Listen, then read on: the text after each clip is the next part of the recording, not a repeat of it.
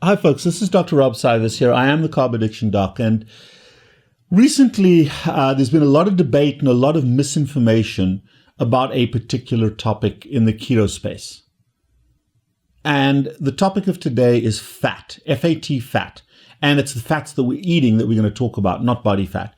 So we know that a ketogenic diet is a low carbohydrate, healthy or high fat diet. But within that category of fat, we need to sort through what's actually correct and what's incorrect, because the world out there, the standard American diet world, has demonized a particular type of fat called saturated fat. And saturated fat primarily comes from animal products, but saturated fat causes no harm. Saturated fat causes no harm. In fact, it is the commonest source of fat that the human body produces. And there's a phrase that I love to use, is that when the body is able to turn sugar into fat, and in fact, the phrase should be when the body is able to turn sugar into saturated fat, that production of saturated fat protects us from the damage of sugar. It's sugar that causes the damage. And when we can rapidly, under the influence of insulin, turn that sugar into saturated fat, which is what most of this is, this pork fat over here, that's saturated fat. Even though it causes obesity, the creation of saturated fat, primarily in the liver and also in the fat cells, protects the body from the damage of sugar. So that fat is not harmful. And it's when you consume excessive amounts of sugar that you need more insulin to convert that to fat, where you become obesogenic. It's the sugar that causes the damage. But the consumption of saturated fat is not biologically harmful. And there's no pathway by which that is true. If you're one of those internet nerds that understands biochemistry, tell me which pathway that's true. So, because the other thing about eating saturated fat is the human body uses saturated fat as its primary hormonal trigger, as a signal back to the brain that says, boom, you've had enough. We have at least four hormones in the gut, various parts of our intestine, and leptin from our fat cells that goes back to the brain that says, dude, you've had enough saturated fat, and you cannot overeat saturated fat. You can overeat a little bit and you feel queasy, you feel awful, you get sick to your stomach. That's your body saying you've had enough saturated fat, and it will not make you fat and will not make you sick. That's saturated fat, which comes from animal products. But almost all fats from animals contain all three forms: monounsaturated, polyunsaturated, and saturated fat. So let's break this down, because it's so important to understand this whole thing about PUFA, polyunsaturated fatty acids. And I want to go down this pathway. So the way fat works, fat is a series of carbon atom chains. And they're linked together. So they kind of, if you look at a picture of them, there's this jagged single branch, carbon between my fingers. That's a saturated. The word saturated means that all the carbons are linked by single bonds. Okay? So you can draw a line, carbon, line, carbon, line, carbon. That's saturated fat.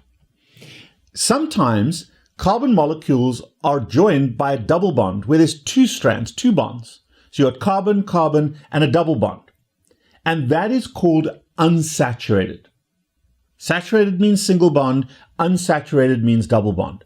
And the problem with double bonds is they don't like each other. It's like trying to put two magnets together where you've got the two south ends of the magnet and they kind of bounce away from each other. That's what happens with these bonds. And when those bonds break, because saturated fat is the normal molecule, so these bonds will break, and when those bonds break, they release a lot of inflammatory markers. And under certain conditions, those bonds will break, and they actually attract the inflammatory system of the body, the immune system of the body. So while they release oxygen-free radicals and peroxides and a lot of the reactive species that are pro-inflammatory, when those double bonds break, if they break for a healthy purpose, they're saying, dude, I need help. I need some assistance. It's like your fire alarm going off when there's a fire at your house. So along comes the fire brigade, which is your immune system, and helps to put out the fire.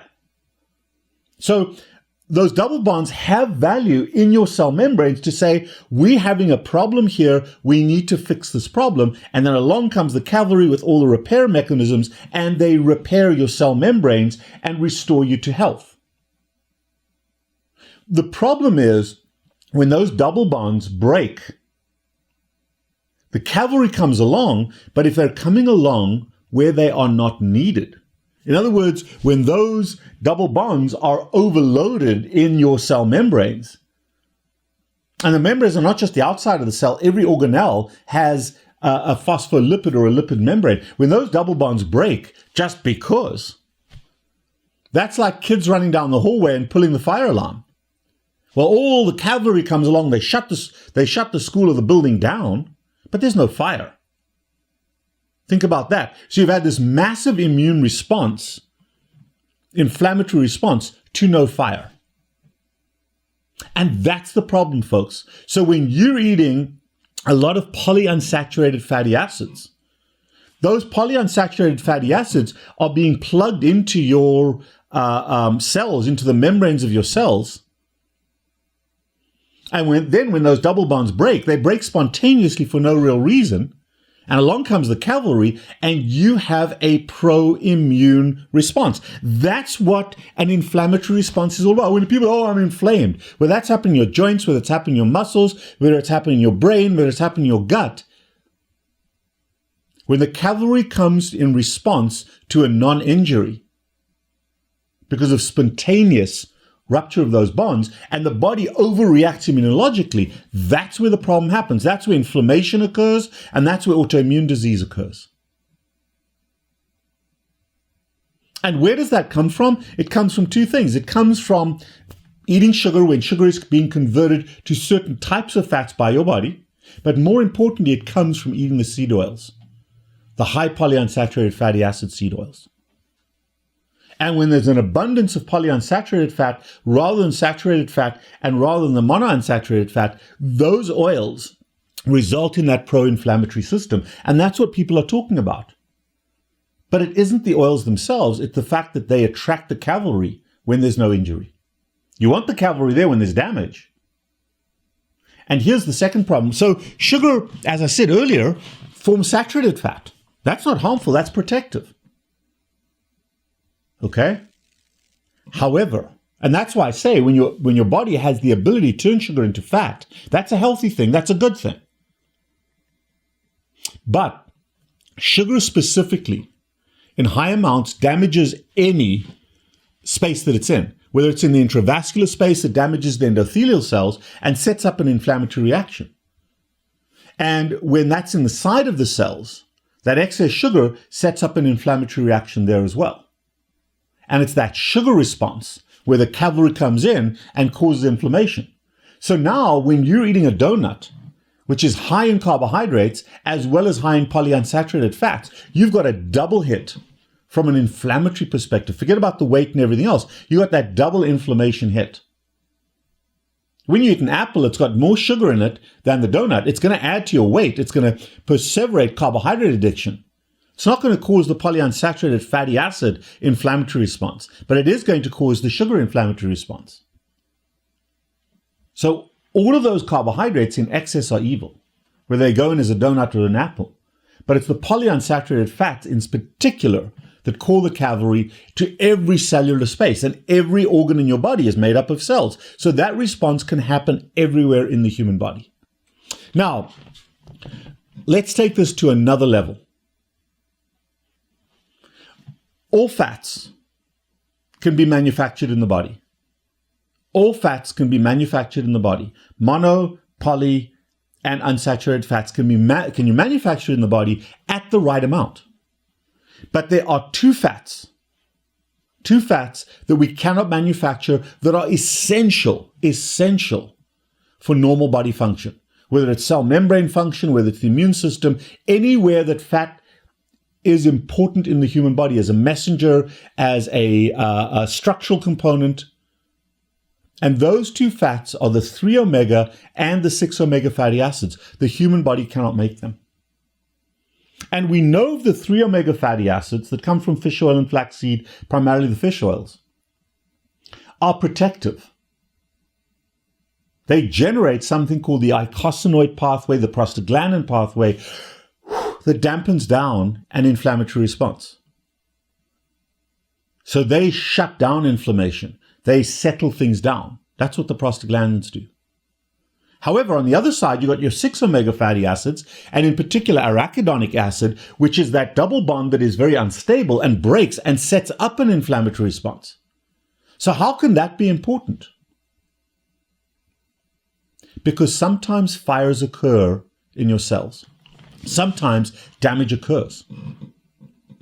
And so what the 6 omega fatty acids do is they are your eyes and ears. Think about a forest with a high tower, and there's some guy sitting up in that tower, some woman sitting in that tower looking for fires. And when they see smoke, they call the cavalry. That's what arachidonic acid does. So arachidonic acid, when it is in the appropriate ratio to 3-omega fatty acids, 6-omega fatty acids raise up their hand and say, dudes, there's a real fire here, come and put it out. And they attract the immune system. And then there's this balance between the arachidonic acid cascade. And remember, the human body works in negative feedback cycles. So the arachidonic acid system says, whoa, we got inflammation here. We need that inflammatory response. We've got damage here. And the 3-omega fatty acid system says, dude, here's a bucket of cold water. Chill out, calm down. And there's continuous flux between those two. Sometimes this guy's out of hand, calls the cavalry. You dampen things down. This guy says, okay, that's it. Game over. Fire's out. Off you go. Healthy immune response.